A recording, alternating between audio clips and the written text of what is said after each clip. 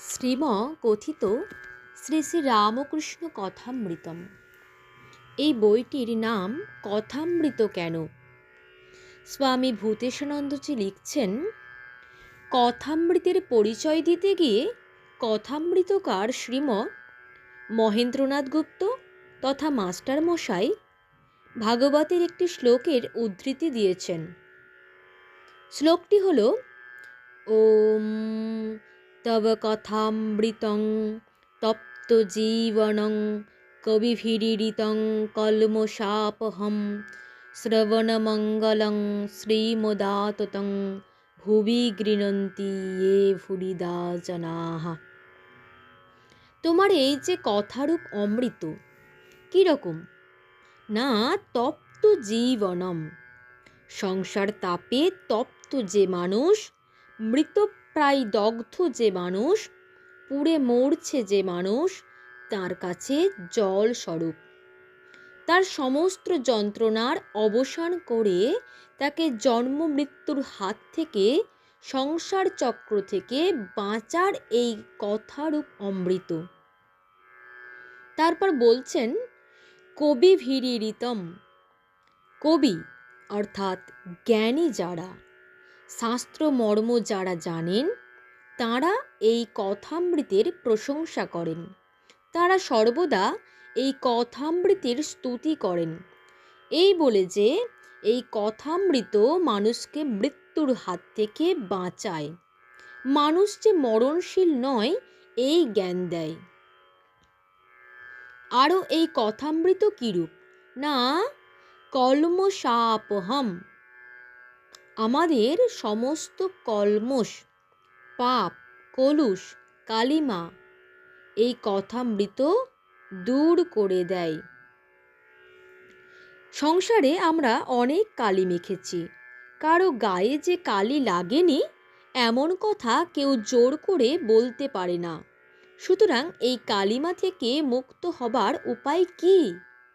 হয়তো অনেকের মনে অনুতাপ আসে যে এই কালিমা থেকে মুক্তির আর কোনো পথ নেই। তাই বলছেন, না, উপায় আছে, এই কথামৃত কলমশাপহম। শুধু তাই নয়, পুরাণে বলে অমৃত পান করে অমরত্ব লাভ হয়। এই অমৃত কিন্তু পানও করতে হয় না, কেবলমাত্র শুনেই জীবের কল্যাণ হয়। শ্রবণমঙ্গলম। তারপর যদি মনে হয়, আচ্ছা, শ্রবণেতে কল্যাণ হোক, কিন্তু আমার রুচি হবে কি না, তার উত্তরে বলছেন, শ্রীমদ্ সৌন্দর্য বিশিষ্ট। এই কথার ভিতরে এমন সুষমা আছে যে মানুষকে অনায়াসে আকর্ষণ করে স্বাভাবিকভাবে। আর এই কথামৃত এতটুকু নয় যে ফুরিয়ে যাবে, তাই বলছেন আততম, বিস্তৃত। বিস্তৃত বলতে অপার এবং সহজলভ্য। যেমন আকাশ চারিদিকে বিস্তৃত থাকে, তাকে খুঁজে বার করতে হয় না। যেমন বায়ু চারিদিকে পরিব্যাপ্ত থাকে, তাকে অন্বেষণ করে আবিষ্কার করতে হয় না। সেই রকম এই কথারূপ অমৃত অপার এবং অনায়াসলভ্য। এই কথামৃত তাহলে আমরা সকলে পান করি না কেন? তার উত্তরে বলছেন, ভুবি গৃণন্তি ये ভুরিদা জনাঃ। যারা বহু দান করেছে, অর্থাৎ বহু সুকৃতি সঞ্চয় করেছে, তাদের এই কথারূপ অমৃতে স্বাভাবিক রুচি হয়। তারাই এর স্তুতি করে, কীর্তন করে, আলোচনা করে। রুচি কারো হয়, কারো হয় না। তার কারণ পূর্বজন্মকৃত কর্ম। পূর্বজন্মের সঞ্চিত অনেক সুকৃতি যদি থাকে, তাহলে মানুষ আবাল্য এই রুচি নিয়ে জন্মায়। সহজাত হয় তার এই রুচি। সুকৃতি যদি কম থাকে, তাহলে হয়তো আঘাত পেয়ে তারপরে এই কথায় রুচি হয়। এই রকম বিভিন্ন স্তরের মানুষ আছে, কিন্তু সকলেরই জন্য এই কথামৃত কল্যাণকর। এবং এই কথামৃতের অনুশীলন করতে যে খুব একটা কষ্ট হবে তা নয়।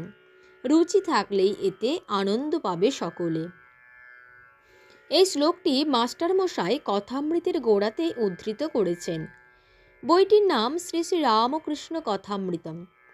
কেন রাখলেন তা যেন ভাগবতের এই শ্লোকটি উদ্ধার করে জানিয়ে দিচ্ছেন, যিনি শ্রী রামচন্দ্র রূপে জগতের কল্যাণের জন্য সকলকে উপদেশ দিয়েছেন, তিনিই আবার শ্রীকৃষ্ণ রূপে নানাভাবে উপদেশ দিয়েছেন, যার সার আমরা গীতা ভাগবতে পাই।